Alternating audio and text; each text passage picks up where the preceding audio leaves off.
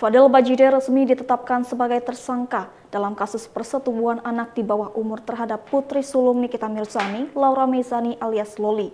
Atas perbuatannya, Fadel terancam hukuman maksimal 15 tahun penjara. Kasih Humas Polres Metro Jakarta Selatan, AKP Nurma Dewi mengonfirmasi status Fadel Bajide kini telah naik menjadi tersangka. Nurma Dewi menuturkan penyidik telah mengumpulkan 2 alat bukti yang cukup kuat selama pemeriksaan terhadap Fadel.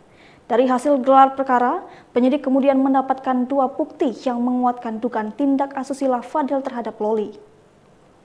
Bukti tersebut berupa keterangan saksi dan keterangan ahli yaitu visum. Fadel Bajide disangkakan dengan pasal 76D Jangtu, pasal 81 ayat 1 Undang-Undang tentang Perlindungan Anak. Ia terancam pidana penjara dalam waktu yang cukup lama, yakni ancaman paling singkat 5 tahun dan paling lama 15 tahun penjara. Diketahui Fadel Bajide sebelumnya dilaporkan oleh Nikita Mirzani atas dugaan persetubuhan dan aborsi terhadap anaknya.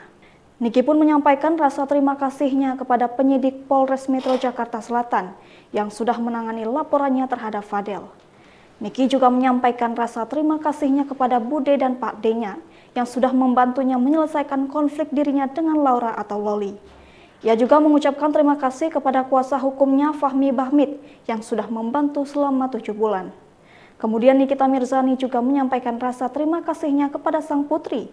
Sambil menangis, Nikita ucap terima kasih ke Laura atas Loli yang bisa membuat kasus Fadel Bajide dilanjutkan dan ditetapkan sebagai tersangka.